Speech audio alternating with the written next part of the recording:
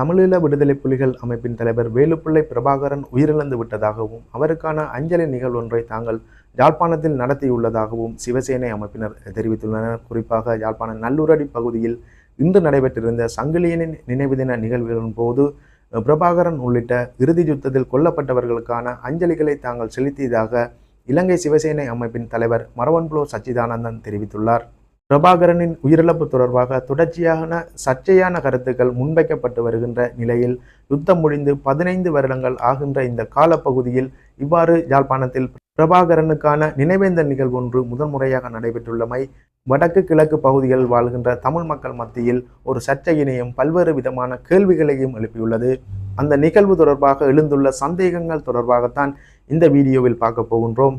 வணக்கம், இது ஜேசட் தமிழ் ரிப்போர்ட். எமது தளத்திற்கு புதிதாக வருபவர்கள் எமது தளத்தினை சப்ஸ்கிரைப் செய்து வைத்துக் கொள்ளுங்கள். அவ்வாறு செய்தால்தான் நாங்கள் தருகின்ற ஒவ்வொரு வீடியோவிலும் குறிப்பிடப்படுகின்ற புதிய தகவல்களை நீங்கள் உடனுக்குடன் அறிந்து கொள்ளக்கூடியதாக இருக்கும். 2009ஆம் ஆண்டு மே மாதம் 18ஆம் தேதி யுத்தம் முடிவடைந்ததாக இலங்கை அரசாங்கம் அறிவித்திருந்தது. அதன்படி விடுதலை புலிகளின் தலைவர் பிரபாகரன் உள்ளிட்டவர்கள் உயிரிழந்து விட்டதாகவும் இலங்கை அரசாங்கம் அறிவித்திருந்தது. இருப்பினும் இந்த தகவலை உடனடியாகவே புலம்பெயர்ந்த தேசத்தில் வாழுகின்ற பலர் மறுத்திருந்தனர். குறிப்பாக இந்தியாவின் தமிழகத்தில் உள்ள பழநெடுமாறன், வைகோ போன்ற அரசியல் தலைவர்கள் உடனடியாக மறுத்து பிரபாகரன் உயிருடன் தான் உள்ளார், அவர் விரைவில் பொதுவெளியில் தோன்றுவார் என்ற கருத்தினை முன்வைத்து வந்திருந்தனர். அண்மையில் கூட பழநெடுமாறன் ஐயா ஒரு கருத்தினை முன்வைத்திருந்தார். பிரபாகரன் நலமாக உள்ளார், விரைவில் பொதுவெளியில் அவர் தோன்றுவார் என்ற ஒரு கருத்தினை முன்வைத்திருந்தார். இருப்பினும் இந்த கருத்தினை இலங்கை அரசாங்கம் மறுத்திருந்தது. இவ்வாறான நிலையில் இலங்கையை பொறுத்தமட்டில் இலங்கையைச் சேர்ந்த ஒரு ஊடகவியலாளரால் தகவல் அறியும் உரிமைச் சட்டத்தின் ஊடாக பிரபாகரனின் உயிரிழப்பு அது சம்பந்தமான ஆவணங்கள் அல்லது தகவல்களை வழங்குமாறு கூறியிருந்தார். இருப்பினும் அவருக்கான அந்த தகவலை வழங்க மறுத்த இலங்கை அரசாங்கம் பிரபாகரன் உயிரிழப்பு தொடர்பான தகவல்கள் வழங்கப்பட்டால் தேசிய பாதுகாப்புக்கு ஒரு அச்சுறுத்தலாக அமையும் என்று கூறியிருந்தனர். இவ்வாறான இலங்கையிலும் சரி, புலம்பெயர்ந்த தேசங்களில் குறிப்பாக தமிழகத்திலும் சரி, பிரபாகரன் உயிரிழப்பு தொடர்பான சர்ச்சையான சம்பவங்கள் அல்லது சர்ச்சையான கருத்துக்கள் தான் முன்வைக்கப்பட்டு வருகின்றன. இந்நிலையில் தான் கடந்த 18ஆம் தேதி பிரபாகரனின் சகோதரனான மனோகரன் என்பவர் டென்மார்க்கில் பிரபாகரன் உள்ளிட்ட அவருடைய குடும்பத்தினருக்கான இறுதி அஞ்சலி நிகழ்வினை நடத்தியிருந்தார். அவர் அந்த அஞ்சலி நிகழ்வை நடத்துவதற்கான காரணங்களையும் குறிப்பிட்டிருந்தார். குறிப்பாக பிரபாகரனின் மகளான துபாரகாவை போன்று ஒரு பெண் புதிதாக உதயமாயிருந்தமை, அந்த சம்பவத்தின் ஊடாக சில நகர்வுகள் முன்வைக்கப்பட்டு வருவதாகவும், குறிப்பாக வரலாற்றினை திரிவுபடுத்துகின்ற அல்லது மாற்றியமைக்கின்ற செயற்பாடுகள் முன்னெடுத்து வருகின்ற நிலையில்தான் தமிழீழ விடுதலை புலிகளின் தலைவர் பிரபாகரனுக்கும் அவருடைய குடும்பத்தினருக்குமான அஞ்சலிகளை தாங்கள் அங்கு நடத்தியதாகவும், அவர்கள் உயிருடன் இல்லை என்றதை தாங்கள் நன்கு புரிந்து கொண்டுள்ளதாகவும் பிரபாகரனின் சகோதரன் தெரிவித்திருந்தார். இவ்வாறு பிரபாகரனின் உயிரிழப்பு தொடர்பான சர்ச்சையான கருத்துக்கள் அல்லது சர்ச்சையான நிகழ்வுகள் தொடர்ச்சியாக நடைபெற்று வருகின்ற நிலையில் யுத்தம் முடிவடைந்து 15 வருடங்கள் ஆகின்ற நிலையில் யாழ்ப்பாணத்தில் அவருக்கான ஒரு அஞ்சலி செலுத்தப்பட்டுள்ளமை என்பது பல்வேறு தரப்பினர்கள் மத்தியிலும் பல்வேறு சந்தேகங்களை ஏற்படுத்தியுள்ளது. அதாவது யாழ்ப்பாண நல்லூரடி பகுதியில் சங்கிலியனின் 405வது ஆண்டு ஜனன தின நிகழ்வு நடைபெற்றிருந்தது.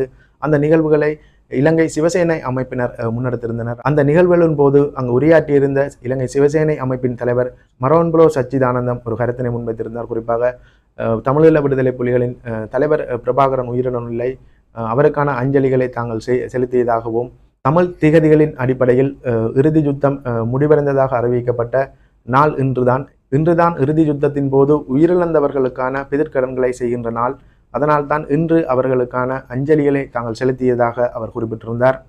அந்த நிகழ்வில் உரையாற்றிய இலங்கை சிவசேனை அமைப்பின் தலைவர் சச்சிதானந்தம் கூறிய கருத்தினை முதலில் பார்த்து விடலாம். சங்கிலியனுடைய 405வது நினைவு நாளிலே கூடியிருக்கின்ற பெருமக்கள், நண்பர்கள், அன்பர்கள், தொண்டர்கள் வந்திருக்கிறீர்கள். இந்த மண் ஒரு வீர மண். இந்த மண்ணிலே நிற்கும்போது உடம்பு புல்லரிக்கும், தானாகவே புல்லரிக்கும். ஓராண்டல்ல 2 ஆண்டுகளில் 2000-3000 ஆண்டுகளாக இந்த மண்ணிலே ஆட்சி அமைந்திருந்திருக்கு. தொடர்ச்சியாக ஆட்சி அமைந்திருக்கு. ஒரு பொழுதும் இடையூறு இல்லாமல் ஆட்சி அமைந்திருக்கு.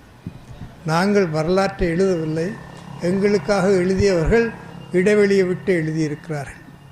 அதனாலே நாங்கள் இப்பொழுது மீண்டும் வரலாற்றை எழுத வேண்டிய கட்டாயத்தில் இருக்கிறோம். நான் வரலாற்றை படித்து பார்த்த பொழுது தொடர்ச்சியாக இடைவிடாது இந்த மண்ணிலே 2000-3000 ஆண்டுகளாக ஆட்சி நடந்து வந்திருக்கிறது.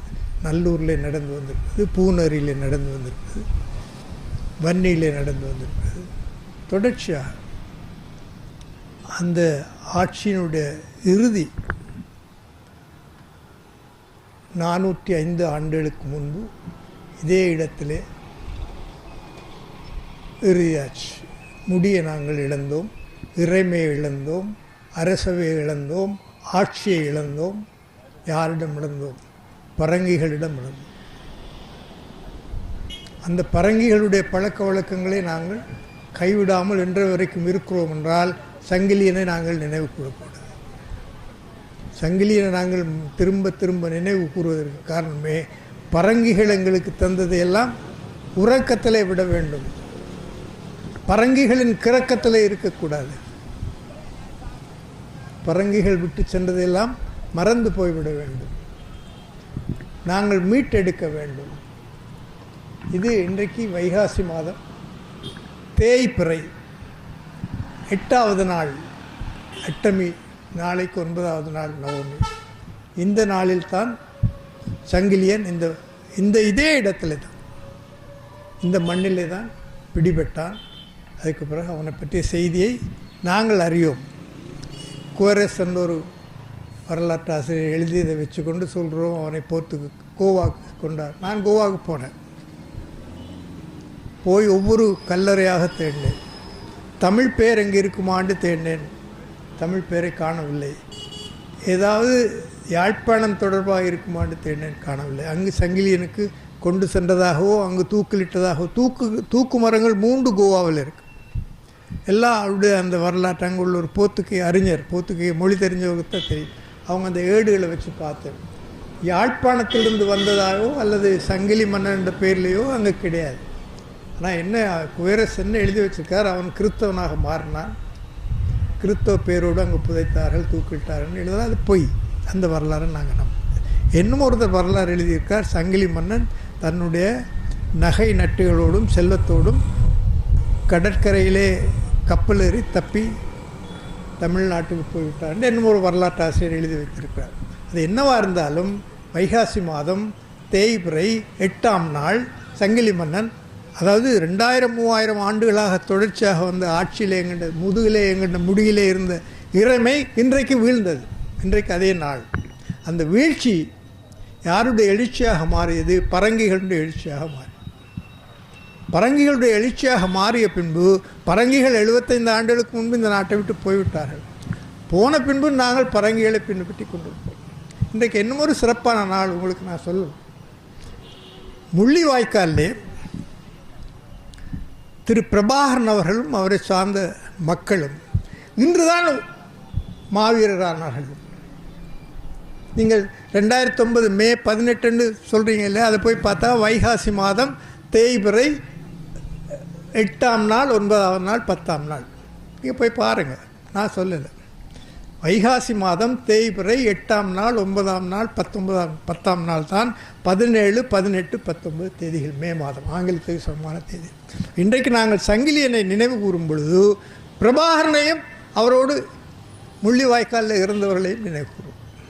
இதுதான் எங்களுடைய நாள், எங்களுடைய மீட்சிக்குரிய நாள், எங்களுடைய வரலாற்றை மீட்பதற்குரிய நாள். எங்களுடைய ஐயா தேசியர் ஐயா சொன்னாங்களே, இறைமையை மீட்பது ஒரு பக்கம் இருக்கட்டும், பண்பாட்டை மீட்டெடுங்கள், இசையை மீட்டெடுங்கள், காலக்கணக்குகளை மீட்டெடுங்கள் சொன்னார். இதுக்கு மீட்டெடுக்கக்கூடிய நாள் இன்றைக்கு தான். முள்ளிவாய்க்காலையும் இன்று தான், இதே நல்லூர்லேயும் இன்று தான். இந்த நாள் எங்களுக்கு ஒரு நினைவு நாள். என்னத்துக்காக நினைவு நாள்? மீட்டெடுப்பதற்குரிய நினைவு நாள். இந்த நாளில் நீங்கள் எல்லோரும் கூடியிருக்கிறீர்கள். நான் தவறான செய்திகளை உங்களுக்கு சொல்லவில்லை, வரலாற்று செய்திகளை சரியாக சொல்கிறேன். ஆங்கில தேதிப்படி 1619ஆம் ஆண்டு ஜூன் மாதம் 5ஆம் தேதி சங்கிலியனை இங்கே பிடித்தார்கள். 2009ஆம் ஆண்டு மே மாதம் 18ஆம் தேதி அங்கே எங்களுடைய பிள்ளைகளையும் கொலை செய்தார்கள். ரெண்டும் வைகாசி மாதம் தேய்பிறை 8ஆம் நாள். நீங்கள் பஞ்சாங்கங்களை போய் பாருங்கள். இந்த நாள் தான் எங்களுடைய ஒரே ஒரு நினைவு நாள், வரலாற்றில் நினைவு நாள், மீட்டெடுப்பதற்குரிய நினைவு நாள். இந்த நாள் ரெண்டுக்கும் சேர்ந்து நினைவு நாள்.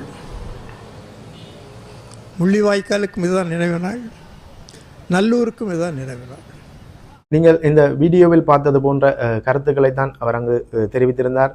யுத்தம் முடிவடைந்து 15 வருடங்கள் ஆகின்ற நிலையில் இவ்வாறான ஒரு நிகழ்வினை நடத்தி இவ்வாறான ஒரு திகதி மாற்ற கருத்தினை தற்பொழுது அவர்கள் முன்வைத்துள்ளனர். இது சம்பந்தமாகத்தான் வடக்கு கிழக்கில் உள்ள தமிழ் மக்கள் மத்தியில் இந்த சிவசேனை அமைப்பு தொடர்பான பல்வேறு சந்தேகங்கள் பல்வேறு கேள்விகளை எழுப்பியுள்ளனர். குறிப்பாக யுத்தத்திற்கு பின்னரான முள்ளிவாய்க்கால் நினைவேந்தல் நிகழ்வுகள் என்பது கடந்த காலங்களில் எவ்வாறு நடைபெற்றது என்றது அனைவருக்கும் தெரியும். குறிப்பாக முள்ளிவாய்க்கால் நினைவேந்தல் நிகழ்வுகள் நடத்தக்கூடாது, அதை தடை செய்ய வேண்டும் என்ற இலங்கை அரசாங்கத்தின் இரும்பு பிடிகளையும் தாண்டி சில நிகழ்வுகள் நடைபெற்றிருந்தன. குறிப்பாக பல்கலைக்கழகங்களில் மற்றும் அரசியல் கட்சிகளின் அலுவலகங்களில் மற்றும் மறைமுக இடங்களில் இந்த நிகழ்வுகள் நடைபெற்று வந்திருந்தன. இருப்பினும் வடக்கு மாகாண சபை தோற்றம் பெற்ற பின்னர் அந்த நினைவேந்தல் நிகழ்வுகள் நடத்துவதற்கான பொது இடம் ஒன்று அமைக்கப்பட்டு அங்கு தூபியும் அமைக்கப்பட்டு பொது நிகழ்வாக தற்பொழுது வரை நடைபெற்று வருகின்றது. இவ்வாறான கெடுபிடிகள் அச்சுறுத்தல்களுக்கு மத்தியில் முள்ளிவாய்க்கால் நினைவேந்தல் நிகழ்வுகள் நடைபெற்றிருந்தன. இவ்வாறான நெருக்கடியான காலங்களில் தெரிவிக்காத ஒரு கருத்தினை தற்பொழுது இந்த சிவசேனை அமைப்பினர் தெரிவித்து வருகின்றனர். குறிப்பாக மே 18ஆம் திகதி முள்ளிவாய்க்கால் நினைவேந்தல் நிகழ்வு நடத்தக்கூடாது என்றும் அதை தமிழ் திகதிகளுக்கு மாற்றி மே 31ஆம் திகதி அதாவது வைகாசி 6ஆம் 7ஆம் நாளில் தேய்பிரையான 7ஆம் நாளில் அந்த நிகழ்வுகளை நடத்த வேண்டும் என்ற கருத்தினை தற்பொழுது முன்கொண்டு வந்துள்ளனர். இதுவரை காலமும் இல்லாத ஒரு நடைமுறையை தற்பொழுது அவர்கள் கொண்டுவர முனைவது என்பது பல்வேறு சந்தேகங்களை ஏற்படுத்தியுள்ளது. குறிப்பாக தமிழ் மக்கள் மீது நடத்தப்பட்ட அழிப்பு நடவடிக்கைகள் அது சம்பந்தமான நினைவேந்தல் நிகழ்வுகள் ஆங்கில திகதிகளின் அடிப்படையில் தான் நடைபெற்று வருகின்றது. அந்த நினைவேந்தல் நிகழ்வுகள் நடத்தப்படுகின்ற அந்த திகதிகளுக்கு பின்னால் ஒரு வரலாற்று சம்பவங்களும் பதிவாகி இருக்கின்றன. இவ்வாறான நிலையில் தமிழ் திகதிகளில் மாற்றப்படும் போது அந்த வரலாறுகள் அப்படியே மழுங்கடிக்கப்படும் அல்லது மறைக்கப்படும் என்ற ஒரு கருத்து முன்வைக்கப்பட்டு தான் இந்த சிவசேனை அமைப்பினருடைய திகதி மாற்ற நினைவேந்தல் நிகழ்வுகளுக்கான திகதி மாற்ற கோரிக்கை என்பது பல்வேறு சந்தேகங்களை ஏற்படுத்தியுள்ளது. இருப்பினும் சிவசேனை அமைப்பினர் இந்த கருத்தினை 2வது முறையாக யாழ்ப்பாணத்தில் தற்பொழுது தெரிவித்துள்ளனர். 2வது முறையாக தற்பொழுது தெரிவித்ததோடு பிரபாகரன் உயிரிழந்து விட்டார், அவருக்கான அஞ்சலிகளையும் தாங்கள் இந்த நாளில் செய்ய போவதாக அறிவித்துள்ளனர். இவ்வாறான இந்த புதிய நினைவேந்தல் நிகழ்வுகள் தொடர்ச்சியாக முன்னெடுக்கப்பட்டு வருமா என்பது சம்பந்தமாக நாங்கள் பொறுத்திருந்து தான் பார்க்க வேண்டும். இந்த வீடியோவில் குறிப்பிடப்பட்டிருந்த தகவல்கள் தொடர்பில் உங்களுடைய கருத்துக்களை கட்டாயம் கொமெண்டில் பதிவிடுங்கள். அது சம்பந்தமாக நாங்கள் கருத்தில் எடுத்துக்கொள்வோம். இதுபோன்ற இன்னொரு வீடியோவில் உங்களை சந்திக்கின்றேன். நன்றி, வணக்கம்.